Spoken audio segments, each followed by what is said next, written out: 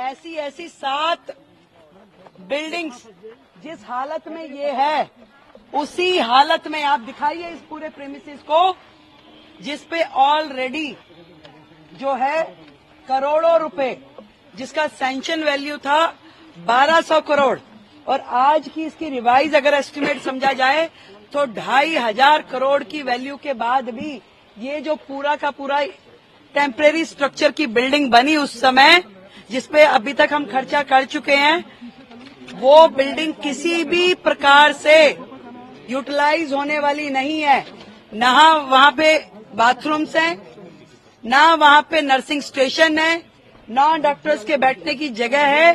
केवल बड़े बड़े हॉल बना दिए गए थे उस समय, और जो कि हॉल बनाने के बावजूद यूटिलाइज भी नहीं हुए, बने ही नहीं, पूरे ही नहीं हुए।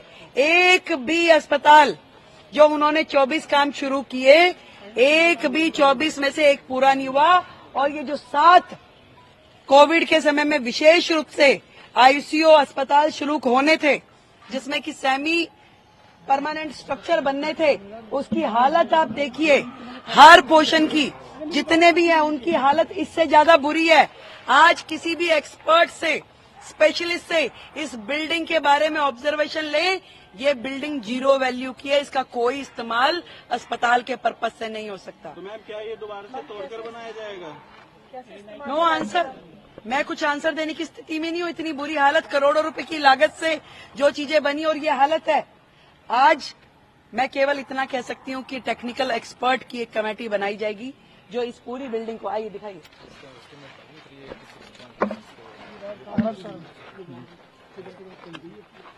इस पूरी बिल्डिंग का 386 करोड़ का एस्टिमेट था। खर्च अभी तक कितना हुआ इस पे?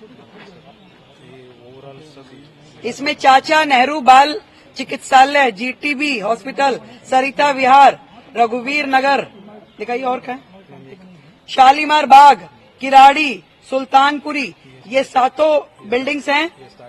और किराड़ी वाली तो शुरू ही नहीं हुई, जो 65 करोड़ की लागत का, तो चलो शुरू नहीं हुई तो ये तो अच्छी बात है, परंतु जो शुरू हो गई शालीमार बाग का 63% पे काम है।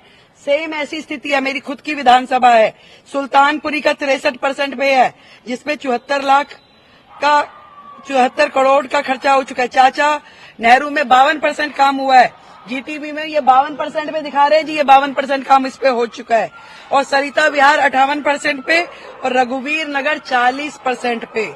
ये बिल्डिंग्स जो खड़ी करी गई आनन फानन में, कोई एक मंत्री देखने नहीं आया। सतेंद्र जैन खुद जेल में बैठे रहे, परंतु इनका क्या हो रहा है अस्पताल का, दिल्ली की जनता का क्या हो रहा है, किसी ने गौर नहीं फरमाया, ना केजरीवाल जी ने और ना आतिशी जी ने। आज वो किस मुंह से बातें कर रहे हैं? दिल्ली को कर्जे में डुबो दिया, दिल्ली की इतनी बुरी हालत कर दी, दिखाइए जरा। और मैं देख पा रही हूँ कि यहाँ पे ये पूरा गोदाम जो है, ये पूरा गोदाम जो है बुरी तरीके से भरा पड़ा है, जिसमें कि इनकी लिस्ट के हिसाब से 458 ऑक्सीजन कॉन्सेंट्रेटर्स यहाँ पड़े हुए हैं, वेंटिलेटर पड़े हैं 146, 36,000 पीपी किट यहाँ पर पड़ी हुई है, और भी बहुत सारे मल्टी पैरा मॉनिटर्स पड़े हैं, इसके अलावा बाईपैप मशीन्स पड़ी हैं, बहुत सारी चीजें, मास्क पड़े हुए हैं, मैट्रेसेस हैं, बेडिंग्स हैं, ये सारी की सारी कोविड के समय से लेके अब तक पड़ी हुई है चीजें। और ये एक अस्पताल का मैटर नहीं है, ये हर अस्पताल के गोदाम ऐसे ही भरे पड़े हैं, जो कल मैंने हाउस में बोला था। करोड़ों रुपए का मटेरियल यहाँ पे मिट्टी हो रहा है। आज यदि हम किसी एक्सपर्ट से इसे दिखाएं भी, तो भी ये यूटिलाइज होने की स्थिति में नहीं है, ये केवल आपके गोदाम भरे हुए हैं आज की डेट में, जिसे आप इस्तेमाल नहीं कर सकते। कोविड से लेके अब तक आप मानिए कि 458 ऑक्सीजन कॉन्सेंट्रेटर्स एक अस्पताल में पड़े हैं, बाकी के अस्पतालों की क्या स्थिति है?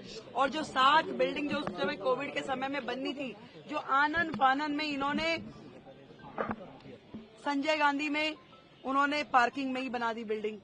यहाँ पे इन्होंने पीछे के एरिया में, क्या एरिया है वो? स्पोर्ट्स ग्राउंड था, उसमें खड़ी कर दी बिल्डिंग, जिसमें किसी भी तरह की अस्पताल के लायक कोई फैसिलिटी नहीं करी गई। अनप्लान्ड तरीके से केवल एक पोटा केबिन जैसा स्ट्रक्चर खड़ा कर दिया गया, जिसपे करोड़ों रुपए की लागत से करोड़ों। कहाँ है हमारे हेल्थ सेक्रेटरी?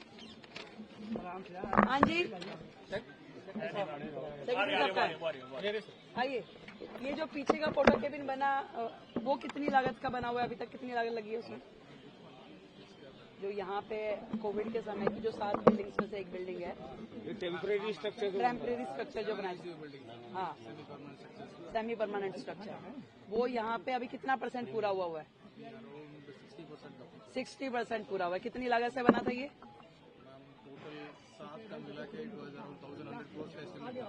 1,100 करोड़ का एस्टिमेट था, जो कि उस समय का शुरू हुआ 60% पे आज भी है। कोविड में बन नहीं पाई।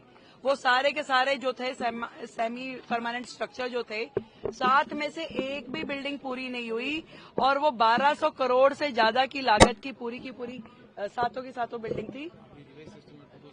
और आज की डेट में अगर उसको रिवाइज एस्टिमेट भी माने तो लगभग 2000 से ऊपर तो 6 महीने पहले का इनका एस्टिमेट था।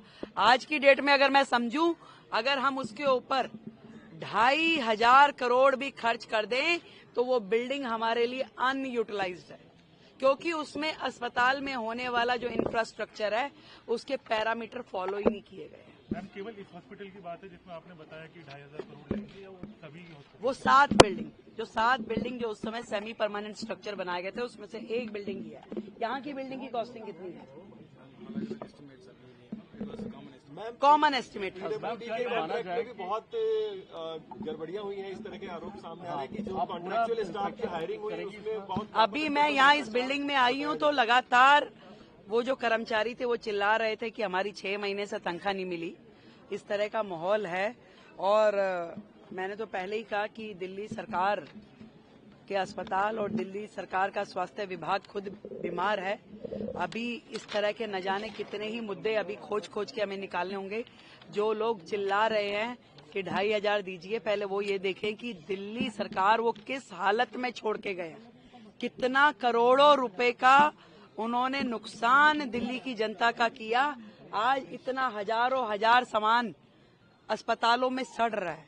ये एक अस्पताल की बात नहीं है, ये सारे अस्पतालों में इससे बड़ी बड़ी सूचियां पड़ी। आपने खुद पूरे के पूरे उसकी गोदाम की हालत देखी, आप बिल्डिंग की हालत देखिए। कर्मचारियों को तनख्वाह नहीं है, अंदर इंफ्रास्ट्रक्चर नहीं है, चीजें नहीं है। इस बीमार हालत का जिम्मेदार कौन है भाई? आज हमें तो इस स्थिति में आप देखे जा रहे हो। हम इसके लिए प्रयास करेंगे चीजों को ठीक करने की। आपने पूरे के पूरे सिस्टम को डिफंक कर दिया। आज वो अस्पताल जिसमें हजारों मरीज रोजाना आते हैं, वो इलाज नहीं पा रहे। बेचारे डॉक्टर्स एम्बेरस है। मतलब यहाँ के एमडी साहब जो हैं, इनके पास 4 हॉस्पिटल का चार्ज है। क्या इतने बड़े बड़े 4 अस्पताल ये संभालने के लिए स्थिति में है? इतना ओवरबर्डन किया हुआ एक अस्पताल आदमी संभालने में दिक्कत है। आज जो रिक्रूटमेंट होनी है, आज जो उन्होंने भर्ती करनी थी डॉक्टर्स की, एमडीज की, वो सब नहीं किया। उस सबको गड्ढे में डाल दिया। आज 4 बड़े अस्पतालों का एक एमडी काम कर रहा है। क्या उम्मीद कर सकते हैं हम उनसे कि वो क्या अस्पताल को देखेंगे, क्या व्यवस्थाएं दे रहे हैं? ये जो आम आदमी पार्टी की सरकार है, केवल और केवल चैनल्स पे नोटंकी करने के लिए है। काम करने की दृष्टि से उनका हेल्थ मॉडल, उनका एजुकेशन मॉडल जीरो है, जीरो। और हम ये बता रहे हैं, कल जो EWS का एजुकेशन का जो ड्रॉ होने वाला है, उसको भी हम मीडिया के उपस्थिति में और बड़ी बड़ी स्क्रीन लगा के जनता के सामने बिल्कुल ट्रांसपेरेंसी से करने वाले हैं। कोई भी बंद कमरे में कोई अधिकारी चाहेगा कि वो ये ड्रॉ कर लेगा तो हम उसे होने नहीं देंगे। इतने सारे बच्चों का 38,000 बच्चों के भविष्य का सवाल है। पूरी ट्रांसपेरेंसी से कल दोपहर को वो होगा, जहां पे आप लोग भी आमंत्रित हैं। आप सबकी उपस्थिति में बड़ी बड़ी स्क्रीन के साथ हम करेंगे। और ये अस्पतालों में जितना भी मटेरियल इस तरीके से डंपिंग ग्राउंड बना हुआ है, टेक्निकल एक्सपर्ट्स को हम बिठा करके इन सामान की उपयोगिता क्या है, अब ये फेंकने में बेहतर है कि इसका कुछ इस्तेमाल हो सकता है, ये हम करेंगे। परंतु सच में बड़ा ही शर्मनाक है और दिल्ली की जनता के लिए बड़ा दर्दनाक है कि ऐसी स्थिति में उन्होंने दिल्ली के अस्पतालों को छोड़ा है। ऐसी स्थिति में दिल्ली की पूरी स्वास्थ्य व्यवस्था को छोड़ा है।